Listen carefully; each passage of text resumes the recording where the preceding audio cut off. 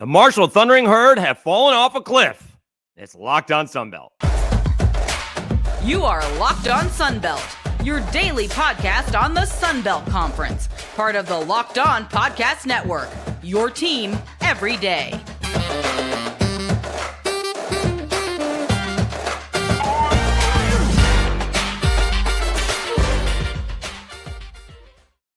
Welcome back to another edition of Locked On Sunbelt, your team every day. I'm your host, Dave Schultz. Today's episode brought to you by PrizePicks. Go to prizepicks.com/LockedOnCollege and use code LockedOnCollege for a first deposit match up to $100. Daily fantasy sports made easy. All right, good episode for you today. We'll talk about the Herd have lost 4 straight. Cajuns should be wary of the Red Wolves, and Georgia Southern and Texas State over under 70.5. Yeah, boy, that one could be a lot of fun. Can Georgia Southern take the defense, for the most part, that they played against Georgia State with and take it on the road against the Texas State Bobcats? But let's start with the Marshall Thundering Herd. And it's one of those that I don't understand it. I didn't see coming. They have just not been the team we thought they were going to be, and certainly not the team that they started out with. Now, maybe it was a little bit, I'll think of the right word, foreshadowing, right? They had to come from behind to beat Albany, right? They had to come from behind and blew out East Carolina. And they had a good ball game against Virginia Tech and actually got a defensive stop. But it wasn't as dominating the defense. Cam Fancher was playing fine. He really was. And they were winning games. And then that Old Dominion ball game came, and maybe that was the one that should have said it was a win and move on, but maybe something's not quite right. They put up a bunch of points, but they gave up a bunch of explosive plays. And this is what the defense did and has done since. They gave up 35 points to Old Dominion. They gave up 48 points to NC State. They gave up 41 points to Georgia State. They did give up only 20 points to JMU, which is really impressive because the offense did nothing. JMU probably played a little conservative, which is fine because that's what the game dictated. But nonetheless, they still only gave up 20 points. And Coastal Carolina, they gave up 34 points to the backup quarterback, not to Grayson McCall. And so they have just fallen off the cliff. They're going 4-4, and they do not have the easiest schedule remaining. They're at App State. They've had their issues this year. They host Georgia Southern. Georgia Southern is going to be playing for a division title. They're at South Alabama. Who knows about the Jaguars? And then they wrap up with Arkansas State. And that could be for a bowl game for each team. Who knows where both teams have 4 wins. And both teams have a gauntlet down the road. So, that may be the difference between playing in a bowl game and not playing in a bowl game. And so what's happened to the Herd, right? We've discussed this. They just gave up a bunch of explosive plays. It started in an Old Dominion game, and then it kept on going into the NC State game. We've noted with the Georgia State ball game, the roughing the kicker penalty changed the whole game, all right? Or I wouldn't say changed the whole game. Changed what may have been the outcome of the game. I'm not guaranteeing that Marshall wins that ball game, but it may have been a little bit closer if that was the case. But again, more explosive plays. Coastal Carolina, Jared Brown, 59-yard touchdown catch from Jared Guest. Explosive plays being 20 or more yards. DeAndre Coleman, 27-yard touchdown catch from Jared Guest. And then they kept on turning the ball over.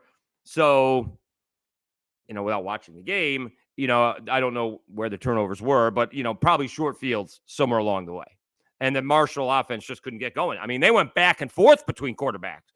Cam started, then Pennington came in, then they went back to Cam because Pennington was playing just as poorly as Cam was. And I appreciate what Charles Huff said. He goes, I don't care if it's the left tackle, the outside linebacker or the quarterback. If you're not playing well, you're going to get replaced. We don't notice it as much when it may be somebody on defense, the right cornerback. We all notice it when it's the quarterback. We'll see if they can get back on track. Right? I see some Marshall fans, it's on Twitter, so it must be real, right? Are frustrated with Charles Huff. I'm a big Charles Huff fan. I think he's a great coach. Did a great job last year. I don't think they've lived up to the potential of this season, and I would guess to say he believes the same thing. When you're playing App State, they're all out. They got the pitchforks out for Sean Clark. They are all out on Sean Clark. And again, it's amazing because we talked about this earlier this week. Everybody has high expectations for the most part, or tradition, right? JMU's got their tradition. Marshall's got their tradition. App State's got their tradition. Georgia Southern has their tradition, right? Teams are building some tradition. Texas State has no tradition except losing. Arkansas State was one of the powers in the Sun Belt, so they have their tradition. The problem is, at Troy, they have their tradition, right? The problem is everybody can't have their tradition, right? Everybody can't be winning at the same time. Someone has to be on the losing end of these ball games. So, when you have the Georgia Southern that's playing better this year, JMU is undefeated. ODU surprising people, right? Georgia State maybe surprising people. Some of the teams, like the Marshalls and the App States, happen to be on the losing end. So, I don't sit here and think that they're making a change at Marshall, right? I'm not sure they're going to make a change at App State, but it is going to be a heck of a ball game. We think, right? Here's been the problem, right? Marshall can't seem to get out of their own way, and App State loves to fall behind, right? They fell behind against Coastal, and then rally back, and they should have won that football game, but then didn't. They fumbled that ball game away. They needed a 3-touchdown fourth quarter to avoid losing to Southern Miss, who hasn't won in the Sun Belt yet this year. So it is, App State's been on a roller coaster. Marshall has been heading in the wrong direction. This ball game is on NFL Network, and it should be a good one. Is Marshall, did I see this right? No, App is favored by 3.5. I will take App in this ball game. They're playing at home. Just the quarterback matchups, right? Joey Aguilar, 20 touchdowns, 6 interceptions. Cam, 7 touchdowns, 8 interceptions. Joey Aguilar for being the backup quarterback, although he's been really the starting quarterback, has been fantastic. It should have been a great matchup between Rasheen Ali and Nate Noel, but Nate Noel's just, I got to figure he's still injured. For App State, we'll see if he is going to play. I'm going to take App State in this one, as both these teams are looking for bowl berths as well. All right, let's take a timeout. When we come back, this ball game, and I mean this with all due respect, this has let down for the Cajuns written all over it, heading to Jonesboro and taking on the Arkansas State Red Wolves. Time to tell you about PrizePicks. PrizePicks is the most fun I've had, winning up to 25 times my money this football season, and now I can play during basketball season too. You just select 2 or more players, pick more or less on their projected stats, and place your entry.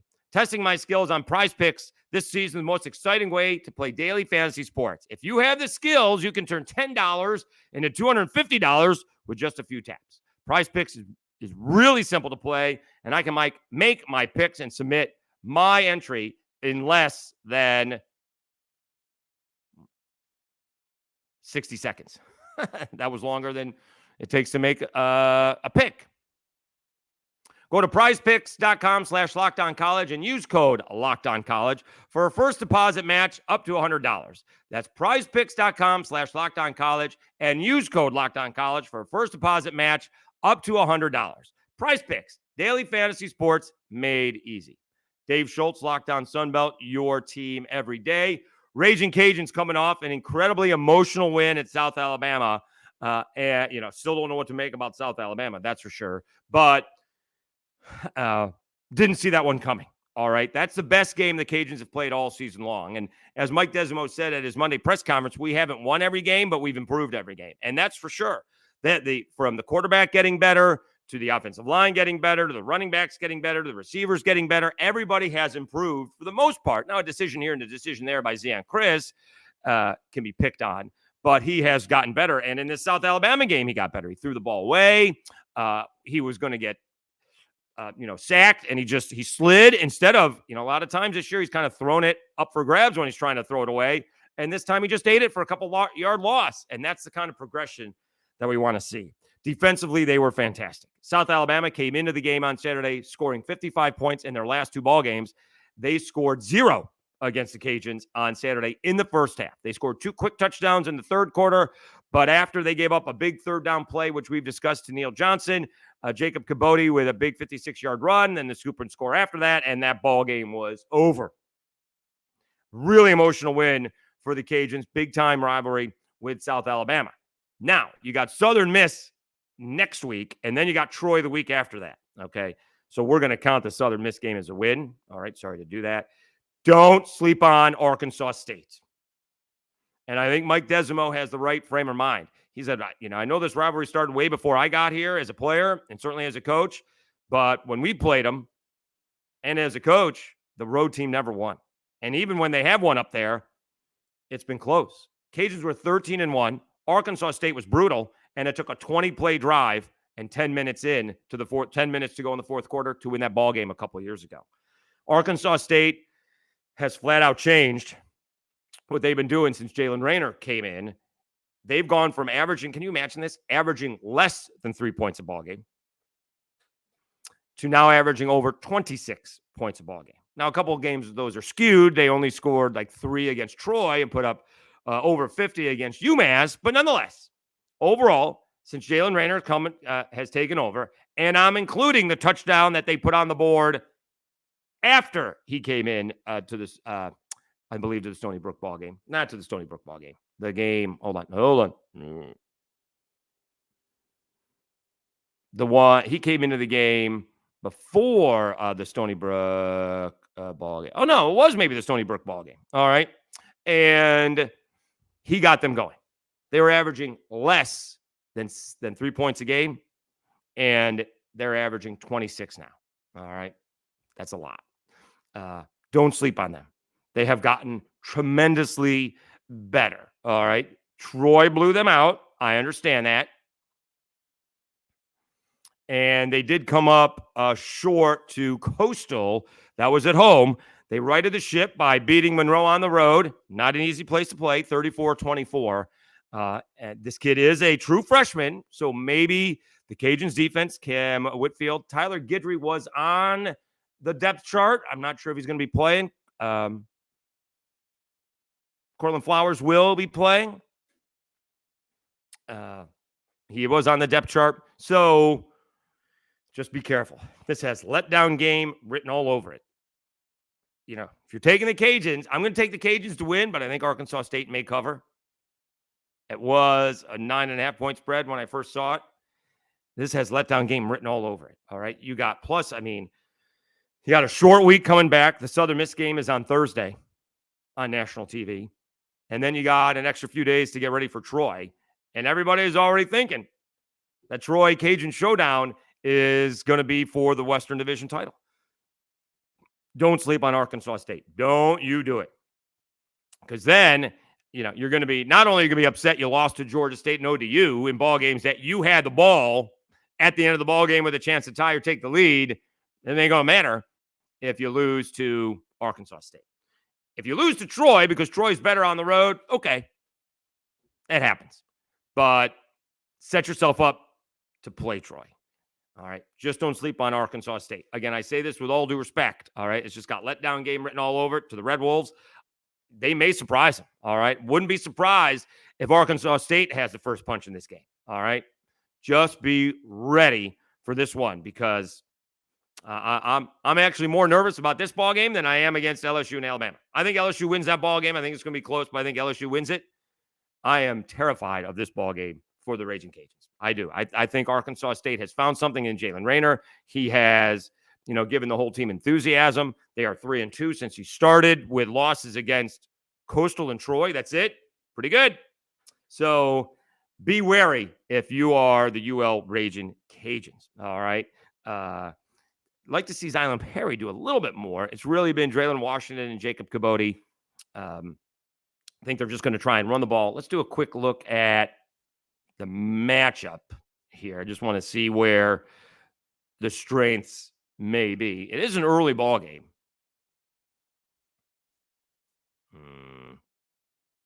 doesn't want to give me these strengths here. Usually it does. All right. Anyways, let's. You got again Jalen Rayner. He's already got 13 touchdowns and only 4 interceptions. Right? He's got more touchdown passes than Zion Chris. And Rayner came in about the same exact time. Okay. So we'll see how this game goes. Again, I am a big believer that this is going to be I think it's going to be a close ball game. I do. I really do. And I'd be careful if I was the Ragin' Cajuns. Just be careful. Don't get lazy. Make sure you take care of business because Arkansas State's got just as much to play for. They need some help in winning the West, but, it's going to be quite the matchup. It's going to be quite the matchup. All right, let's take another timeout. Again, I will take the Cajuns to win it, but I think Arkansas State covers. Let's take another timeout when we come back. This Texas State, Georgia Southern ball game should be a blast. Talk about lighting up the scoreboard. Time to tell you about FanDuel. Score early this NFL season with FanDuel, America's #1 sportsbook. Right now, new customers get $150 in bonus bets with any winning $5 moneyline bet. That's $150 if your team wins. If you've been thinking about joining FanDuel, there's no better time to get in on the action. The app is so easy to use. There's a wide range of betting options, including spreads, player props, over-unders, and more. So visit FanDuel.com/lockedon and kick off the NFL season.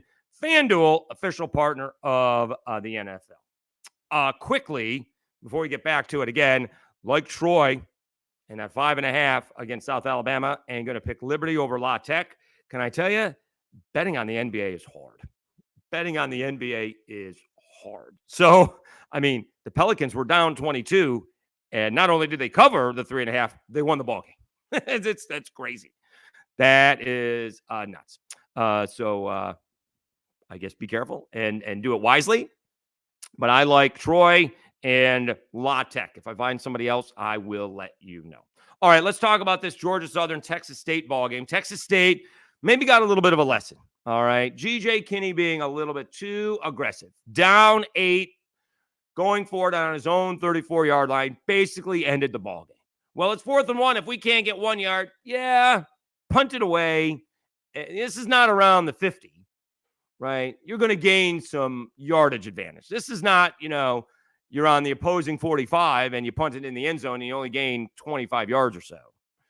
Punt it away, get one stop, get back the ball and try to tie it up. So maybe a little bit too aggressive. So good lesson there for G.J. Kinney. Texas State still looking for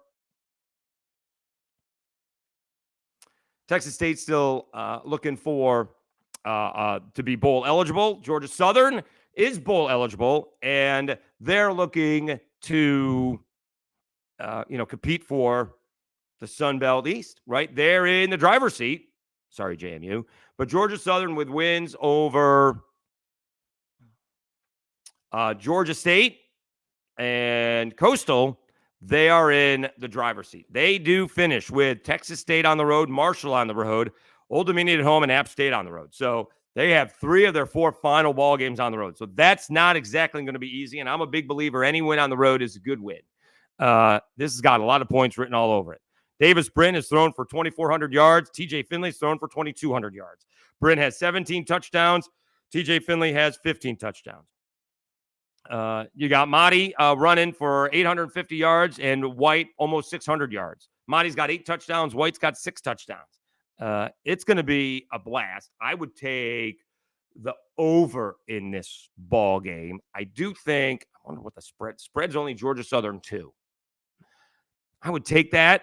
And if, you're looking at that and it's a 70-point ball game, that's like 36-34, technically, something along those lines. I wouldn't be surprised if this ball game is in the 40s. I've said that recently, and all the ball games are not. Like Texas State and the Cajuns. And then there's another ball game that was not going over either this past week. I'll have to think about which one. But I would take the over in this one, 70.5, and I would take Georgia Southern in this one. All right. This is a little bit big boy football, right? Texas State got punched in the mouth a little bit by Troy, fell apart at the end, lost 31-13 in what was a close ball game heading into the fourth quarter. Let's see if they can rebound against Georgia Southern. And now Georgia Southern's going on the road. They had a few extra days after beating Georgia State, probably feeling pretty good about themselves, a little bit cocky, right? If we can beat Georgia State, we can certainly beat Texas State. This has letdown game written all over it as well for Georgia Southern. It shouldn't, because they're playing for a division title. But again, what was their schedule? Because, they get Marshall. That's a division foe. Old Dominion, App State.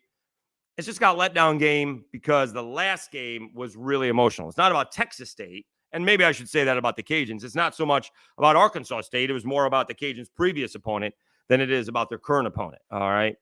But Georgia Southern, and I'm sure Clay Helton is going to let them know, hey, this team, you blink and this team's going to put up a couple of touchdowns. So we better play good defense like what they did against Georgia State and come away with a victory. I think Georgia Southern wins a close ball game, but if you want to see points, and it's on ESPN Plus if you want to watch, it's going to be this game. It ain't going to be fast. This has got 3.5 hours written all over it. All right. Let's see how many punts they have. All right. The team that forces the other team to punt the most is going to win the ball game. All right. The team that punts the least will probably come away with a victory. All right. Looking forward to that. The other ball game, the last one, someone has to win and get a Sun Belt victory. It is Monroe against Southern Miss. Monroe has lost 6 in a row. Southern Miss has lost 7 in a row. They're both 0-5. Southern Miss looked better last week, certainly offensively, but then give up 48 points to App State. I mean, it is a neat trick to lead by 10 in the fourth quarter and lose by 10. That's a neat trick. Monroe has had a punch gut of a season. They just have losing really tough ball games to App State and to Texas State, and they just haven't been able to get out of their funk. We'll see if the Fighting Will Halls can do it. They got a 2.5-point line. I think Southern Miss pulls this one out as they breathe, take a deep breath in Hattiesburg. Good luck to both teams. It's just been a brutal season for both. Monroe wins 2 in a row, or starts the season 2-0 for the first time since 18, and they haven't won one since. Southern Miss wins their first ball game and hasn't won one since. Hopefully they figure things out offensively as they fired their offensive coordinator, which was Will Hall. So he stopped calling plays. Obviously, he's still there. But now they are giving those duties to others, I guess, depending on the ball game. And whoever called plays against App State was pretty good up until the last drive. All right, so we'll take Southern Miss in that one. All right, thank you so much for tuning in to Locked On Sunbelt. We did get some pushback on Troy being the best team in the Sunbelt right now. I can understand that, and I guess I do understand, right? JMU beat them, and they're undefeated. Well, and JMU beat them by 2. All right, that was week 3, by the way. And a little bit of difference between the Power 5 teams that they played. JMU played Virginia, which is nice for JMU, but they beat them by 1. K-State, who's really good, took down Troy, but that was also week 2. So, and Troy's figured things out since then. So I just think Troy is playing better than them right now. We'll see what JMU does against Georgia State. I got Georgia State in that ball game. We'll see, if Georgia State wins that one, there may be a couple of I told you so's. And of course, I'll get it the other way if JMU goes into Atlanta and takes down the Panthers. All right. Thanks so much for tuning in to Locked On Sunbelt, your team every day. We will be back tomorrow with a recap of the Battle of the Belt, Battle for the Belt, with Troy and South Alabama as they are playing tonight. Once again, I'm your host, Dave Schultz. Thanks again for watching and listening to Locked On Sunbelt, your team every day.